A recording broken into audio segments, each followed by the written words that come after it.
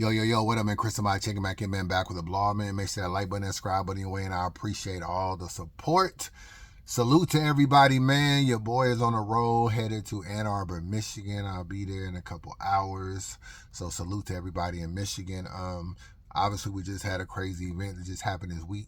And then we got another one coming up this weekend, man. Summer Madness, Luck First Twerk, man. So another big event. And every time there's a big event, there's a lot of chatter after the event. So I don't expect any difference, man.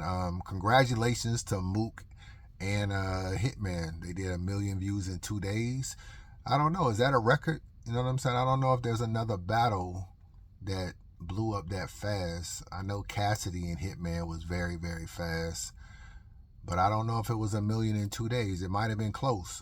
It might have been close. I know the Face Off did about 1 million in like a day or two. I know the Face Off was super crazy anyway. So I don't know, but this might be a record, man. So salute to them for everything that they accomplished.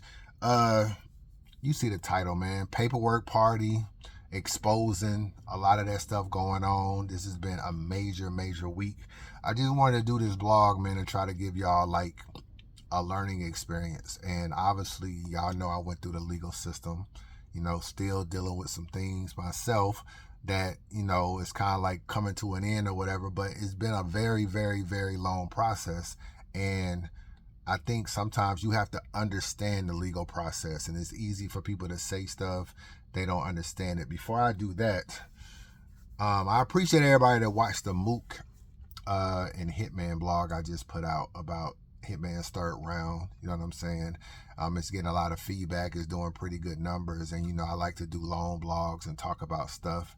And I think one more thing I want to add, just to add to that blog, whenever you are considered a versatile rapper, you can get away with a little bit more. I agree. Somebody put that in the comment section, so I definitely want to shout him. I don't really know his name, but I definitely want to give him credit for a good point. Whenever you are versatile, you can get away with that. And I know people look at Hitman like he's a performer. They look at Hitman like, he's a entertainer or whatever. And he may think he's versatile. Like, he may be like, I got bars, I got performance, I got delivery, I got this, I got that. He may look at that as a versatile range. And for that, he is right. But he's not really versatile in the sense of like a Clips. Clips got jokes, he got rebuttals, he got bars, he got schemes, he got that's kind of like what I mean when I say versatile. And sometimes when you're versatile, they allow you to do a lot more stuff. So I guess want to say that, and that's what happens sometimes when they put you in a box of being a particular way, like maybe a performer, and then you go on stage and you start your exposing and going super crazy with paperwork and all that. A lot of it has to do with the messenger. And also, Mook kind of like started this battle, bro, ever since the paperwork was signed, if we're being real. Mook kind of started, you saw it in the Face Off.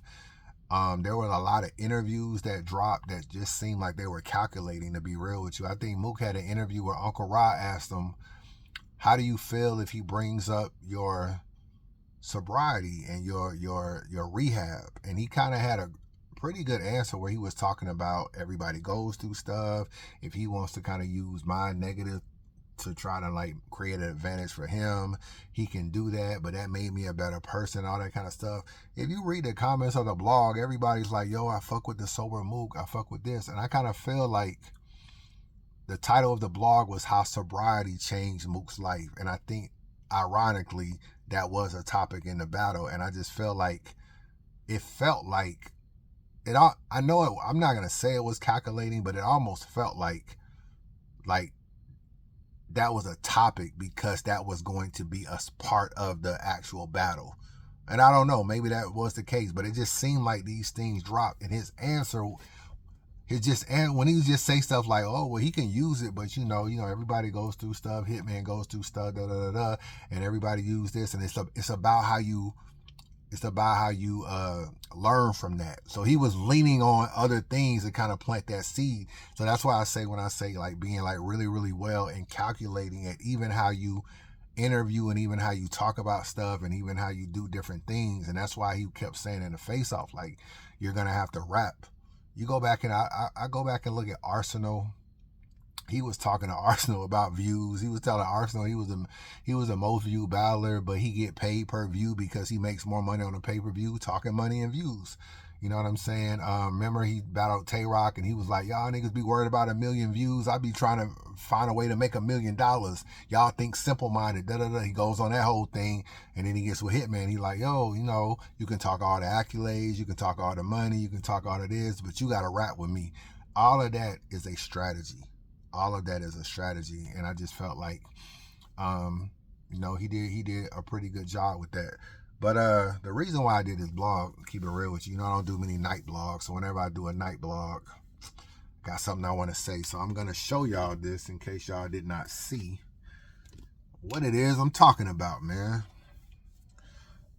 Where is it at? Where is it at? Where is it at? Now let's see this. Okay, date of birth. 1977, 48 years old. And look at the address, people. Drew Hamilton Projects. That's his building, right? 2660. Okay? That's him. That's him. 48 male Drew Hamilton. Ain't nobody named the exact name with the exact age with the exact address. Okay? Just so you see. Okay? That's him. Right? Let's go through the charges.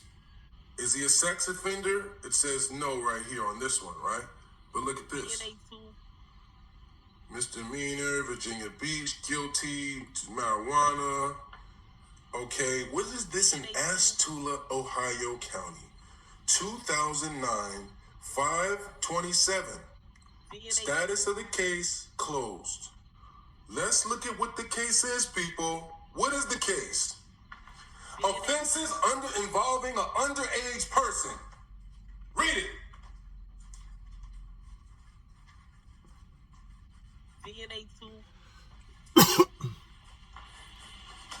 What you was doing with an underage person, Ice?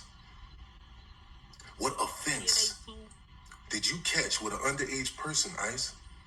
We didn't even know about this one. I'm only going to trust this.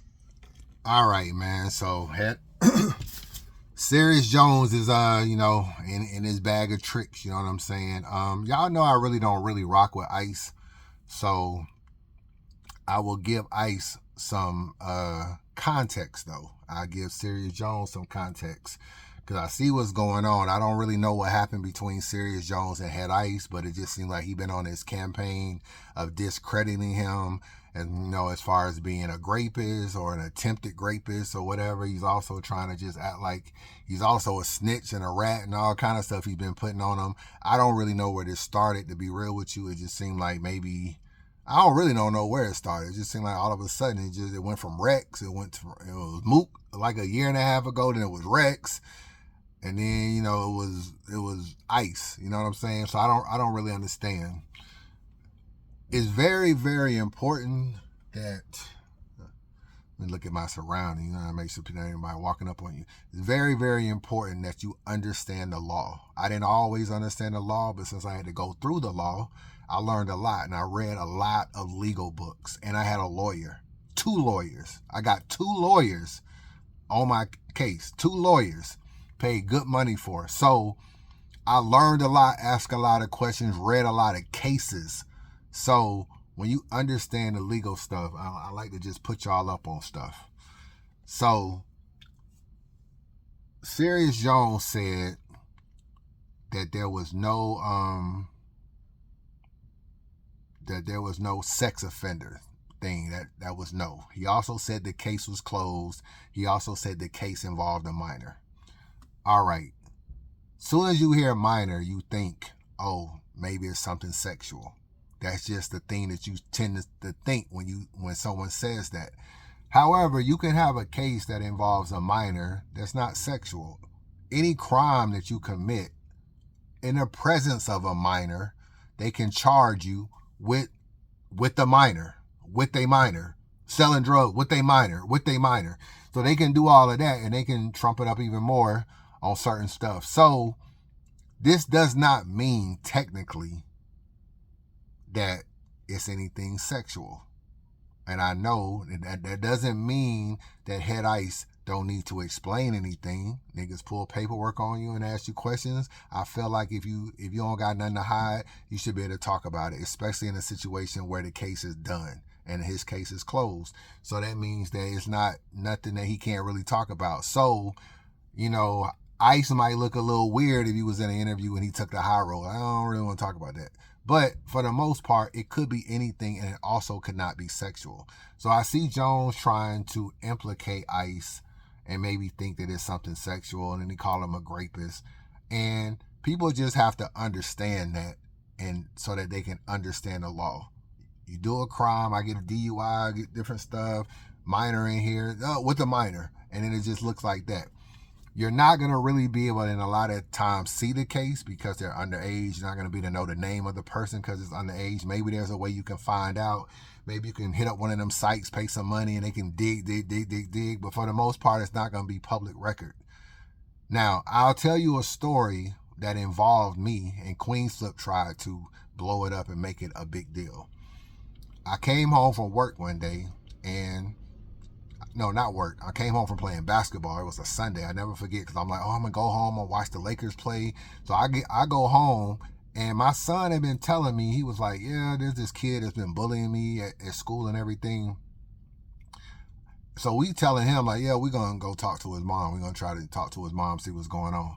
But that didn't really happen yet. So anyway, I come home from playing basketball. I see this kid in my yard fighting my son, and he's bigger than my son. So I park the car, run over there, pull him off my son, and kind of just sling him to the side, right? And I'm like, what's going on? What's going on? Like, I'm having all these questions. I'm asking him about, why he in my yard? Why is he even over here? All this kind of stuff. So basically, he ends up leaving, going home, and next thing you know, his mom comes over. His mom comes over, oh, you put your hands on my son, you, da. She drive by, she talking through me through the window. I'm calling the police. So I'm naive at the time. I don't really know what's going on. I'm like, fuck it, call the police. This nigga in my yard. This is what I'm thinking. The police come. They was like, well, did you put your hands on him? I was like, yeah, I pushed him off, pulled him off my son and kind of just threw him to the side or whatever. It was like, well, she went to press charges. So I get arrested. This was my only misdemeanor that I ever had in life. I get arrested, and I get like a simple battery, pay $600, get out of jail. And when I went to court, they was like, well, if you want to just take like a quick little like anger management class. I'm like, I ain't angry. Like the nigga was trying to beat up my son. So they was like, you take the class, we'll just close the case. I'm like, all right, I'll take it or whatever. So pay some little fee, take the class, kind of expunge the case. But when I was beefing with Queensflip, and me and him was going back and forth back in the day and just having like shit talking, Queensflip tried to pull my record. He's like, oh, what is this with a minor? It was the kid that was bullying my son that I pulled off of him. So the thing I was trying to say is that things don't always be what they are. And we always have to be open-minded in situations like this. And that's why I always say it's important, because a lot of people, I feel like, don't even understand paperwork. They don't understand paperwork. So what happens in paperwork is, we'll just use Hitman since he brought it up in the third round. Some lady will say, Murder Mook did X, Y, and Z. A cop will come, call the police, a cop will come over. She'll say Murder Mook did X, Y, and Z. They will put it in a police report. That police report will get filed. If Murder Mook is ever charged, he'll be charged, and then he'll go to court. And when he go to court and it's normally within like 48 hours, there is no investigation in the case, meaning that they don't really have any evidence. The case is brand new. Mook has only been in jail for 48 hours. He's going to bond or whatever. They don't know any real facts. They haven't investigated the case. But the only thing the district attorney can read in court is the police report. That's all she has. She hasn't investigated the case. The case is 48 hours old. She takes a police report and she says, I don't know, Claudia said on June 19th at 3 p.m. that she saw John Ankrum hit da-da-da-da-da-da, do da-da-da-da-da, do da-da-da-da, and she'll read it in court. And then she'll say, we don't think he should have a bond. He's a detriment to society. He's likely to commit another crime. He's a danger to the community. She'll say all this stuff, right? Even though she don't know nothing about him. She'll say all this stuff, and then they'll give him bond. And then people like Hitman pulls the paperwork and reads the paperwork in a battle and acts like the paperwork is fact. It's not fact. It's that one lady's account of what happened. Murder Mook doesn't have paperwork because Murder Mook probably hired a lawyer and the lawyer told him to zip it. So he never spoke.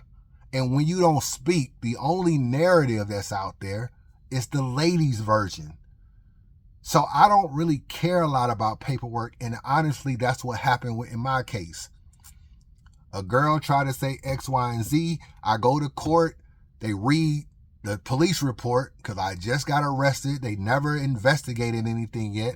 They read the police report and then hired a lawyer, zipped it. I was quiet. I never spoke. They denied my bond and then I just sat in jail.